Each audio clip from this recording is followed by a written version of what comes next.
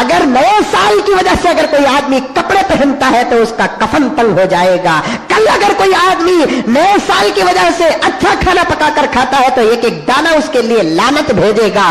اگر کوئی آدمی کل نئے سال کی وجہ سے آزاد زندگی گزارتا ہے تو اس کی آزادی اس کے لیے لعنت کرے گی. اپنے بچوں کو اسکول کو چھٹی ہے تو اپنے بچوں کو اپنے گھر کے اندر کنٹرول کر کے رکھو, اپنے فون کو ہاف کر کے رکھو. اگر کسی کا میسج آ جائے تو فوراً ڈیلیٹ کرو. میسج بھیجنے والے کے لیے یا تو ہدایت کی دعا کرو یا تو اسے بد دعا کر دو کہ اللہ اسے غارت کرے جس نے ایمان کو مٹانے کے لیے ہیپی نیو ایئر کیا. ارے حضور صلی اللہ علیہ وسلم کے بعد حضرت عمر فاروق نے اسلامی نئے سال کی ابتدا فرمائی. محرم الحرام مسلمانوں کے لیے اسلام کا پہلا مہینہ ہوتا ہے.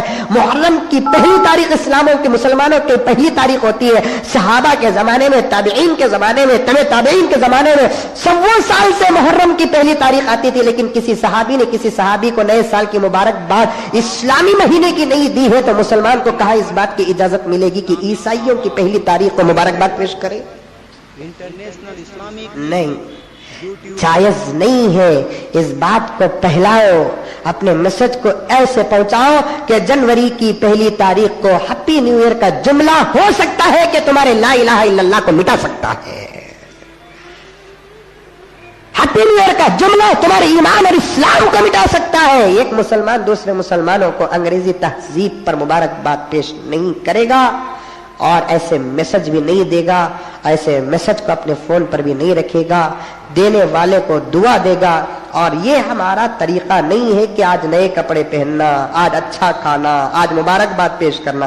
یہ ہمارا ہرگز طریقہ نہیں ہے میرے دوستو.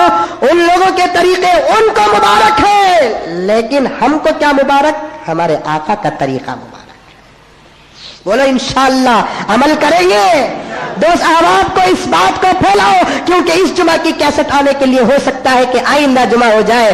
آپ اپنے فون سے دوسرے دوست احباب کو بتاؤ کہ ہیپی نیو ایئر کا میسج دینا سخت حرام ہے, حرام ہے, حرام.